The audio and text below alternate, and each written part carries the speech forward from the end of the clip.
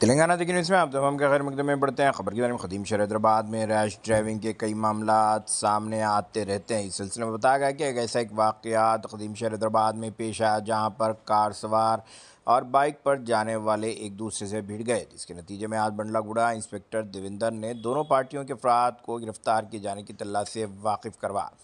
बताया गया कि चंद्रयान गुट्टा ACP ने आज एक प्रेस कॉन्फ्रेंस के दौरान तफसीलात से वाकिफ़ करवा। बताया गया कि वेल्डिंग का काम करने वाले एक फ़र्द और दूसरे अफराद एक दूसरे से इस तरह भिड़ गए और छोटी छोटी बातों को लेकर एक ख़त्ल व गारतगिरी का बाजार गर्म होता रहा। इस सिलसिले में पुलिस ने अपील की है कि सब्र का मुजाहरा करें। अगर अभी तक आपने चैनल को सब्सक्राइब नहीं किया तो फौरी कर लें। आलमी मुल्क की रियासती मुकामी खबरों के लिए देखते रहिए आपका अपना चैनल तेलंगाना दिक्कत न्यूज़। సయ్యద్ ఆబేద్ ఇతను జహాంగీరాబాద్లో ఉంటాడు. ఇతను అతని యొక్క ఫ్రెండ్ యూసుఫ్ ఇద్దరు కూడా వెల్డింగ్ వర్క్ చేసుకుంటూ ఉంటారు.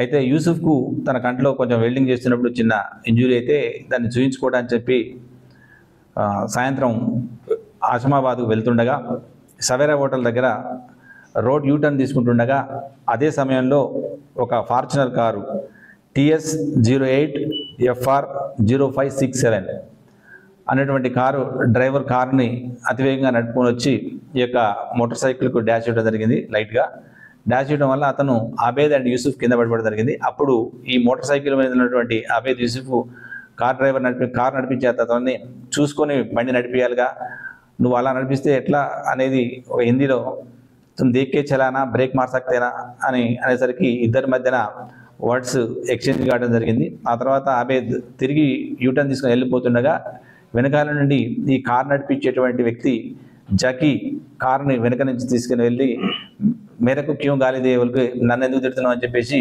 నువ్వు కూడా చూసుకొని పోవాలి అని చెప్పేసి ఇద్దరి మధ్యన వర్డ్ ఎక్స్చేంజ్ జరిగింది. అప్పుడు ఇద్దరి మధ్య ఆడుతున్న కారు దిగి కొడుతున్న జకీ అనే అతను ఈ అబేద్ని కొడుతున్న సందర్భంలో ఈ జకీకి కజిన్ బ్రదర్ అయినటువంటి ఇద్దరు అబ్దుల్ సఫీ అండ్ అబ్దుల్ ఫసీ వీళ్ళిద్దరు అదే సమయంలో క్రికెట్ ఆడి వస్తుండగా మా అన్నని ఎవరో కొడుతురని చెప్పేసి జకీని కొడుతురని వాళ్ళ తమ్ముడు బ్యాట్ తీసుకొని ఇక్కడ ఇతని అబేద్ను కొట్టడం జరిగింది. దాని విషయంలో అతను పోలీస్ స్టేషన్కి వచ్చి కంప్లైంట్ ఇస్తే కేసు రిజిస్టర్ చేయడం జరిగింది. కేసు రిజిస్టర్ చేసిన తర్వాత కారు ఎవరిది, ఎక్కడి నుంచి ఎవరు నడిపిస్తున్నారు అని చెప్పేసి, కొట్టిన వాళ్ళు ఎవరని చెప్పేసి మన బండ్లగూడ ఇన్స్పెక్టర్ గారు crime number 296 of 2025 under section 118 sub class 1 and 125 sub class A కింద కేసు నమోదు చేసి వాళ్ళని తర్వాత ట్రేస్ చేయడం జరిగింది. అందులో కారు నడిపిన జకీ, అదేవిధంగా బ్యాట్ తీసుకున్నటువంటి కొట్టినటువంటి అబ్దుల్ సఫీ, అతని తమ్ముడు ఫసీ అనే వాళ్ళు ఉండటం జరిగింది. వాళ్ళందరినీ కూడా అరెస్ట్ చేయడం జరిగింది. అయితే ఈ ఇష్యూలో సోషల్ మీడియాలో ఒక వీడియో వైరల్ కావడం జరిగింది. ఇది రెండు కమ్యూనిటీల మధ్యన, అంటే వేరే వాళ్ళు కమ్యూనిటీ చేంజ్ కానుకుంటారు కాదు, యాక్చువల్గా ఈ ఇన్సిడెంట్ అంతా కూడా కేవలం ర్యాష్ డ్రైవింగ్ వల్ల జరిగినటువంటి ఇన్సిడెంట్. అది కూడా ఇద్దరు కూడా అక్యూజ్డ్ అండ్ కంప్లైంట్ కూడా ఇద్దరు కూడా సేమ్ కమ్యూనిటీ.